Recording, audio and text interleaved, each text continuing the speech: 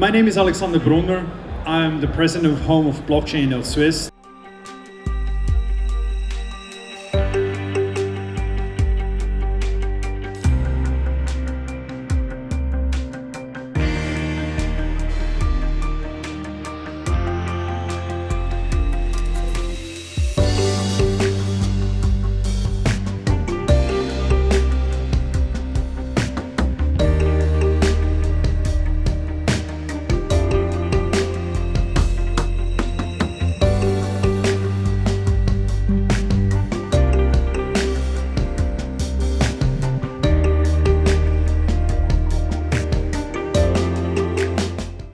Hello and welcome to our impressions from the Singapore FinTech Festival 2022 video. For the 6th year now, we have had a Swiss pavilion at the Singapore FinTech Festival, providing FinTech companies from all over Switzerland a platform to present their company on an international stage. In fact, our exhibitors enjoyed meeting various stakeholders, expanding their network, and gaining first-hand insights. We interviewed some of them to learn why they attended the Singapore FinTech Festival under the Swiss Pavilion and what are their key takeaways from their time at the show. My personal key takeaway is the digital world needs you in person, even more than you think. So let's enjoy the impressions we have collected for you during the Festival 2022.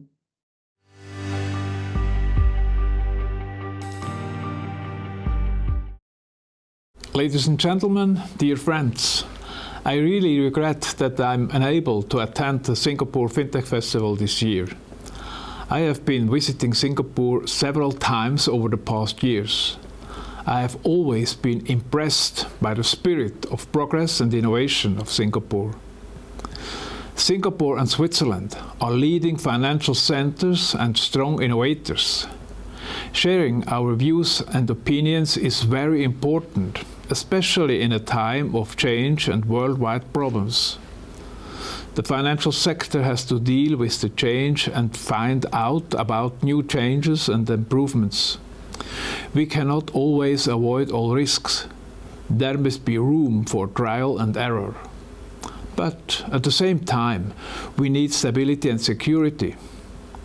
For this, we need the right framework to foster positive change while securing the stability of the system. Trust in the framework conditions is key for companies and their consumers, people like you and me. It enables them to take this risk that comes with innovation and change. And providing that is the role of us, the policymakers. Switzerland has traditionally been strong in creating and fostering such a trusted framework. We are building on strong values like stability, the rule of law, and the excellent research and education system. In addition, the close collaboration between the government and the private sector is a central element. This is also true on an international level. We see this today at the SFF. And we saw this during the first Point Zero Forum last June in Switzerland. The Point Zero Forum is the sister event of the SFF in Europe. Its second and follow-up edition will be held next June in Zurich. The SFF and the Point Zero Forum are keen to move the discussion forward to create new ideas. In this spirit, I would like to thank Amas and Elvandi for this edition of the SFF and for the great cooperation. In this spirit, I wish you best of luck and lots of inspiration at the SFF 2022, and you are more than welcome at the Point Zero Forum next June in Switzerland. Thank you.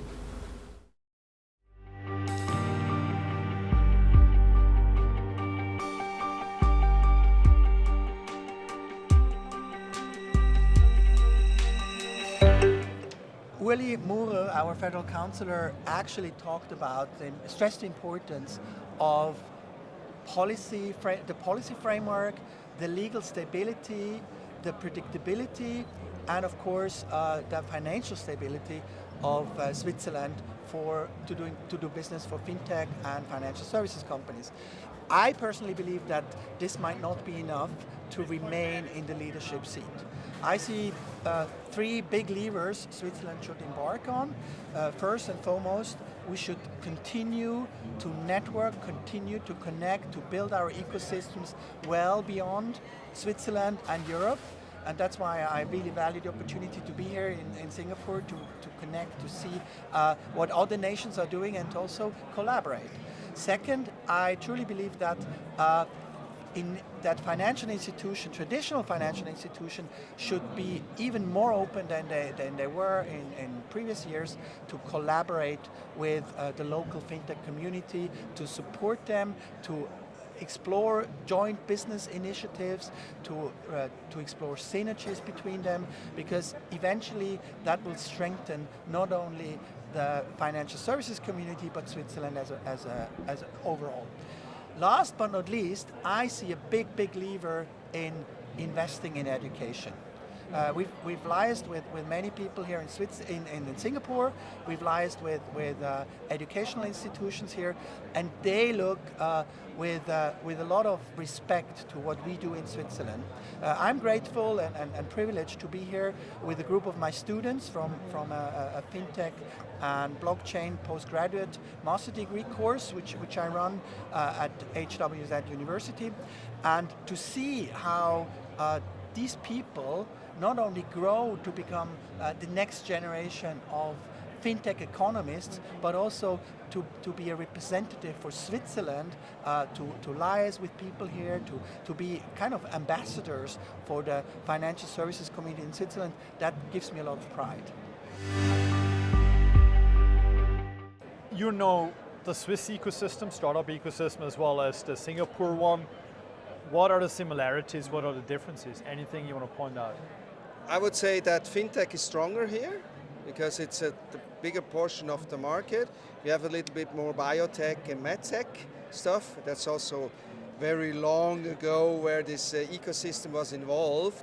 But still, I think that we have a little bit more deep tech things than even everywhere in the world. So I'm very proud of the Swiss ecosystem.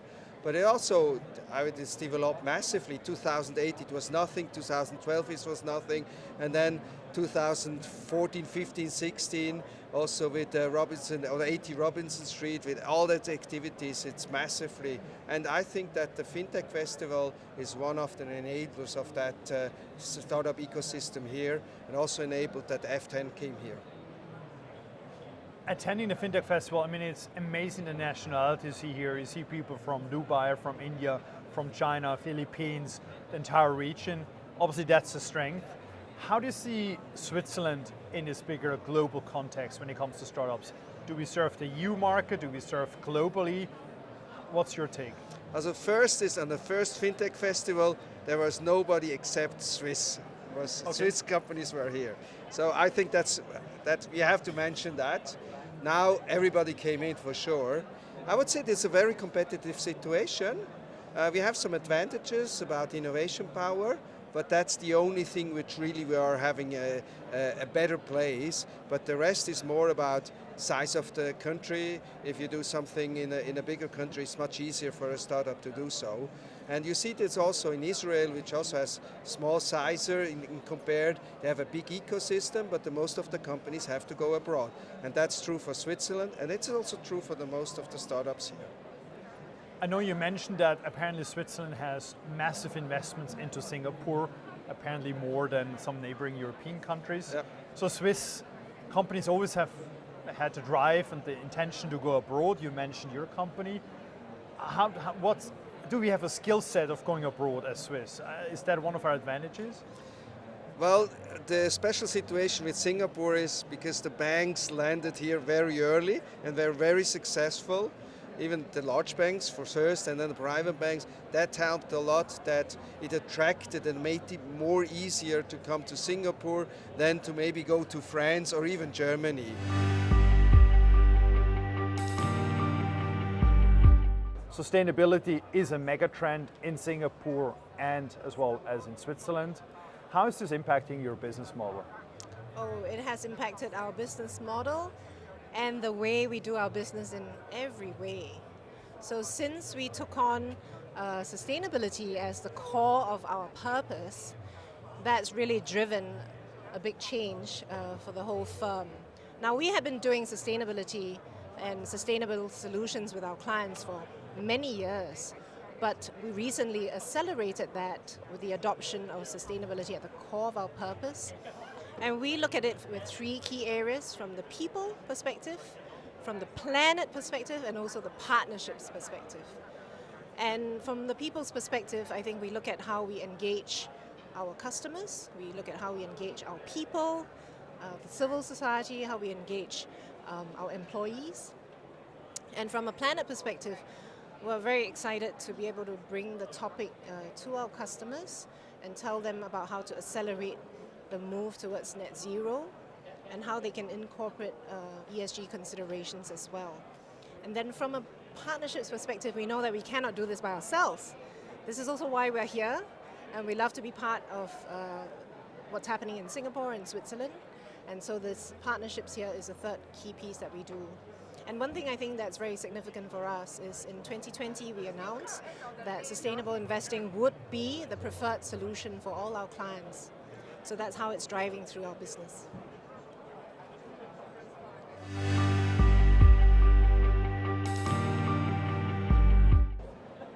One of the big problems nowadays is climate change. There's a lot of talk about sustainability, sustainable investments. Yeah. How does that tie into technology? Do you see is that a trend, a problem that people are trying to solve with technology? Well, I think it's clear that climate change is a hot topic that everybody talks about, and us as a social responsible corporation, we always have to factor that into our consideration as well. What we're hearing from a lot of clients is how do we measure? What type of things are we implementing to measure the effect of climate change? So we're actually going out there and working with a lot of startups and working a lot of fintechs to discuss some of the things that we can do from an ESG point of view. We ourselves are very ESG conscious as a company, and so we're looking for ways to work with different vendors and different startups that has interesting ideas. The problem with ESG today remains that because it's still very new, there's still a lot of there aren't a lot of standardization, and we're waiting for the right methodology to implement, but we're always conscious of that, and part of that we have to incorporate as part of our grander strategy.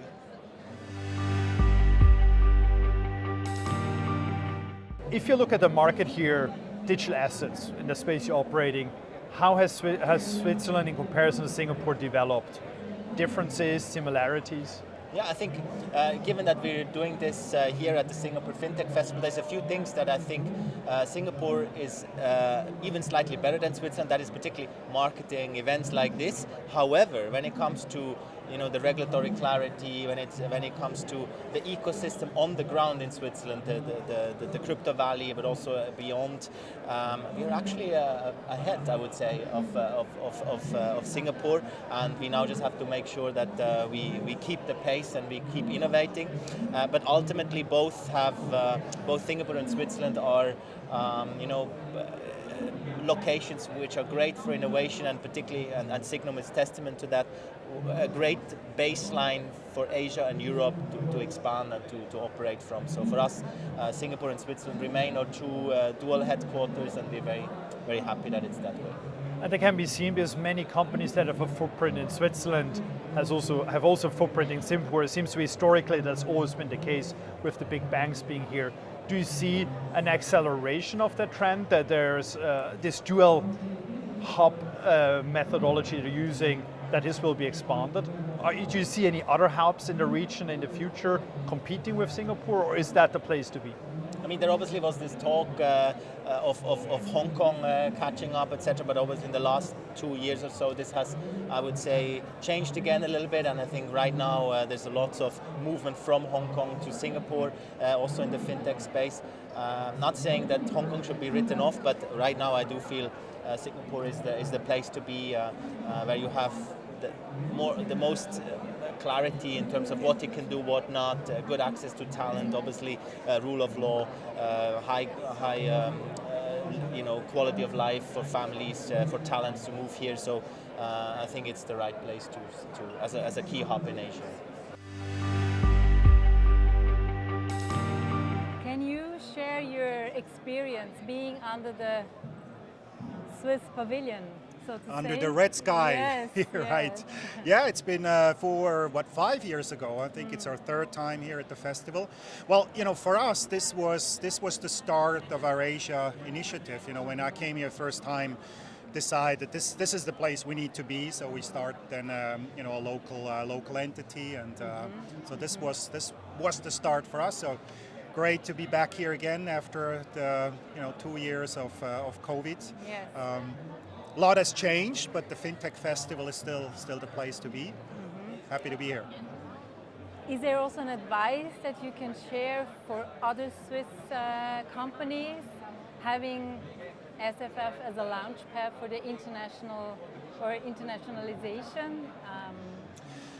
Yeah, absolutely. I mean, the FinTech Festival is the largest FinTech conference globally. It's huge. A lot of big companies here, a lot of very small players. I think to come here just by yourself and set up a small booth, that's difficult because there are just so many others. So having this umbrella here, and actually, you can't see that on the camera, but it's also the tallest booth, the tallest pavilion. You can see it through the entire conference. I think has been very helpful for us, and the support we get from SG and from all the other organizations have been very, very helpful for us.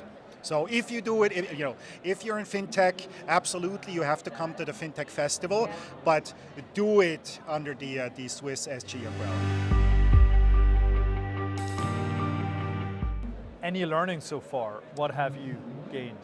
I think the learnings is really, I think the Singaporeans really created or help also facilitate to do a lot of business here, so it's very business friendly. If they, I think, convinced about something, they are very supportive to it. In personal talks with, I think, local people here, they say like if they're convinced to it, they would like to move forward very fast. So this is, I think, something that we would very much appreciate, and it's a very good environment to create new and start new business here. And I think very impressed, about the size of the FinTech Festival here, how many people are here, and how many people are interested from different fields. To see the movement being really big here, the FinTech scene. And it's also great to get kind of confirmation that what we do is relevant here in Asia as well.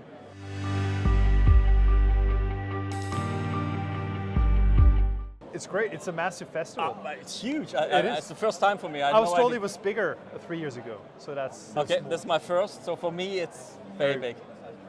Excellent. So at the moment, everyone is talking about inflation, Ukraine war, energy crisis. So the word that pops out: how can you make organizations, economies more resilient? Any thoughts on that? Yeah, I mean, there's obviously, you got to get your product strategy right. What you can offer and when you can let people to come in basically and use your product. But I think the other thing is not only do you need to have a product fit, but also cultural fit in a sense. So if you go into new markets, you need to understand the culture, how you need to operate, but also the culture that you build internally. I've always found that people are extremely efficient when they like where they work. And that is a perfect segue into the second question. We're in Asia. What's your strategy for success in Asia? So, I think I mentioned to you, we come out of that industry a little bit. So we also try to, on one hand, anticipate what will come. Yeah? So for example, in our platform, we have the way of, you can rate your portfolio, get an ESG rating for it. These are things that are now required in countries here in Asia. So that was an anticipation that we had, so we have it ready for it. The other thing is obviously always speak also with the end user and determine what is the delta that we might still need to develop going forward. A little bit background to it. Our clients are usually banks or securitization provider, but they give then the software to external asset managers. So go to them and speak with them, find out what they're actually using. Because sometimes you find out, oh, hold on, they're using it for something completely differently intended, that's another idea we could develop. Any insights you've gained being here in Asia? What is different Singapore versus Switzerland? I mean, I would say it's maybe I can first about commonalities actually. So both Switzerland and Singapore are clearly in their region the dominating wealth management market. There's no question about it. Have a similar innovative approach, but also, I say, fragment is maybe the wrong word, but there's many new things always being tried in the wealth management side and new companies trying to come out. And you wouldn't find something like this, for example, in Germany or something like that. This is a very different approach. So that's definitely similar. I would say clearly but both regulators trying to support innovations, but I find Singapore, nothing against the Swiss, but much more dynamic in that respect, the regulator, supporting with grants and everything else. And that has helped us as well when we came in here into the market a year ago. Wonderful. What's your near-term outlook for Asia to finish off?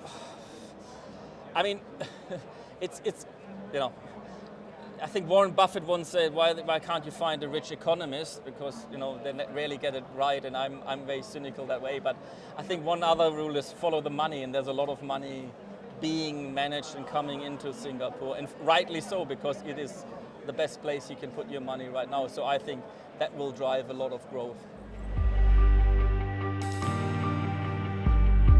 What are the most promising technologies? And you listed a few of them: AI, big data, blockchain. Anything we've missed? Anything you would add? No, I think right now the big topics are really blockchain, digital assets, something we are also very excited about.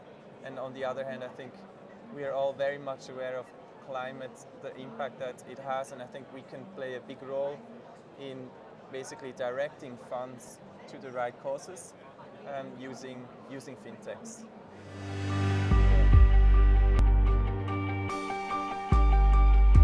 Welcome to the Singapore FinTech Festival. Thanks for having me. I'm glad to be back here. It's the second festival for me. The last one was 3 years ago, so happy to be back. How is it different if you compare 3 years ago? It's very similar. I mean, I think it's just as crowded, just as sort of exciting as it was the last time around. So it's pretty good. It's on the second day. Any takeaways already? Any insights? How's the market dynamic? Yeah, well, we see a lot of. It's nice to see both sort of crypto companies, crypto-related companies, as well as traditional banking here. I come from Hong Kong, so over there was also a lot more traditional banking, whereas here I see a lot of crypto companies coming in. That's kind of what we do, what we service. So it's good to see them here. It sounds like you've had quite a good time the last 12 years. It's been a positive experience. It was a perfect experience. I went through all these years, setting up in the beginning as a startup, as a small business. Swiss Chamber helped me a lot in that perspective, giving us actually also the tips with which law firms to be connected, to also to get information for anything I wanted to have, and this is exactly what Swiss Chamber is giving actually to all the companies. After 6 years, I said to myself, okay, I got a lot of the Swiss Chamber, so let's give something back, and that's the reason why I am also part of the board, and in order to give something back. By the way, the booth here in FinTech is not a coincidence. It's the first time we're here. The reason why is because we wanted to give also smaller companies, startups, also a platform to be able actually to present themselves, to present their products here, because perhaps the budget is not so big. So what we did is we bought the booth, and we give it for free to Swiss companies, which Swiss our members, who are interested actually to get to, and they get a 2-hour slot, and they present themselves, and we help them, of course, through the 3 days.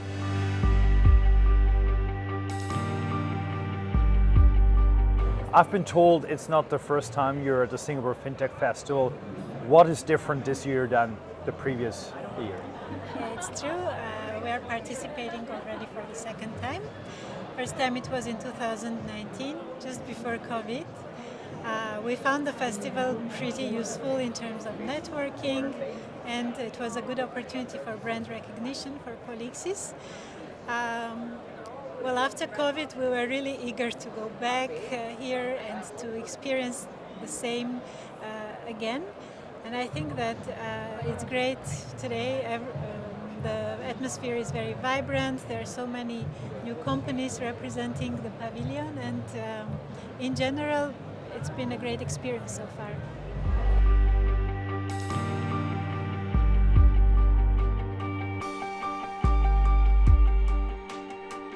Which is the most important successful factor to remain resilient and viable within the global economy?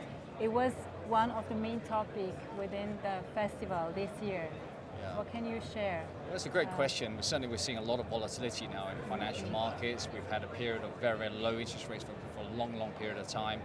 We're seeing interest rates rising globally as well here in Singapore as well. And what's really causing the volatility is something which the banks really to navigate through this, certainly for the next 18 months. So I think the importance of having very, very good quality data to really drive insights. This is really where Six Financial can really provide that data to our main customers. They need to be very, very close to their customers, and we need to be close to the banks in order to come up with some customized solutions. So a lot of banks do rely on Six Financial for their data as well.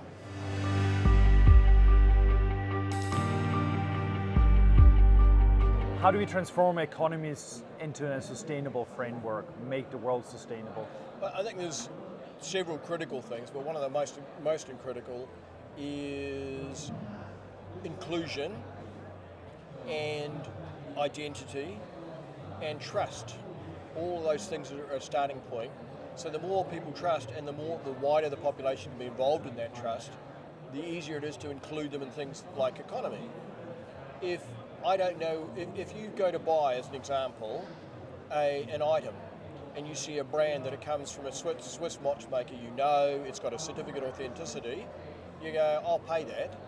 Whereas if you see something you don't know its provenance, you don't know anything about it, and you don't know its value, you probably go, I'll buy the one I know. Even if there's similar price or slightly, one significantly cheaper, you're still probably going to buy what you feel you trust. So I think the critical starting point is trust, inclusion and identity, and then you can start economic activity. And then, because you can exchange value when I know who I'm dealing with and what I'm exchanging. Shifting to Asia, we're in Singapore. How relevant is Asia for Cardano's activities? We're very global, and I think the answer is very, very, very relevant. There's lots going on here. It's a very exciting environment, economy or set of economies, culturally diverse, and again, there's still large chunks that are not really inclusive. Identity's an issue. Some form of being able to exchange value easily. Because a lot of places, not necessarily banking, Singapore is an exception. They're really advanced, very, very organised. But a lot of parts of Asia don't have the facilities or infrastructure.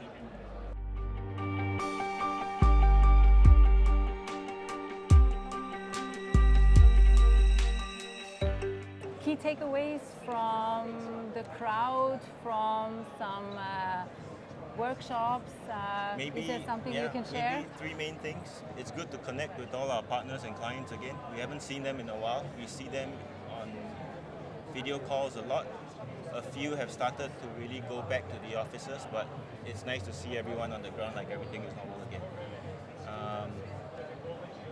Secondly, there's like a underlying sustainability tone to everything that's happening here, which is great, right? Not just from an environmental angle, but in all senses of the word. So that's an interesting conversation to have with all our clients and our partners.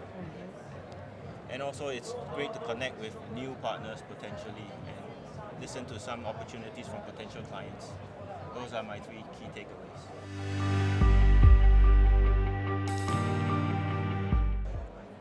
How do you perceive the digital asset ecosystem here in Singapore? What's your take? Yeah, I think there's a lot of opportunities and partnerships that we can work on in this ecosystem.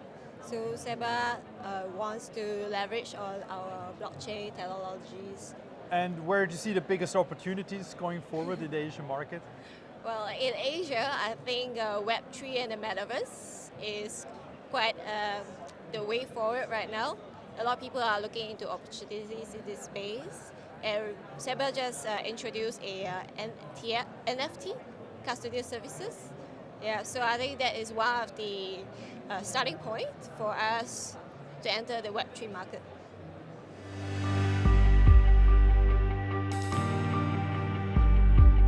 What is your takeaway from this exhibition? Yeah. Well, this is not the first time I'm participating in FinTech Festival.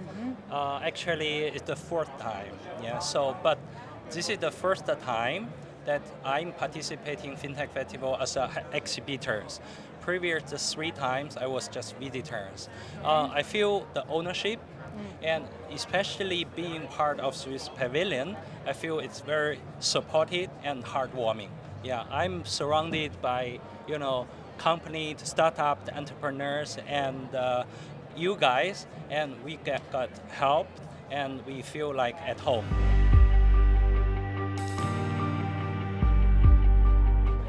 How about next edition with us at the Singapore FinTech Festival? I will be definitely great to join again, and I think we should bring more companies. We should be even bigger, because you start seeing that more countries are getting interested, and so we have like the most visibility. So it will be great to have more companies joining us and giving a strong message that we are a very friendly, lovely country in this area. One team, one Switzerland! Are you looking to start or expand your international business? Then with us, you're in the right place. We support your internationalization process from start to finish, based on your specific needs. With our Go Global cockpit, you can analyze and discover markets and receive information on customs tariffs in over 150 countries. And our country experts are ready to discuss your next export project without commitment.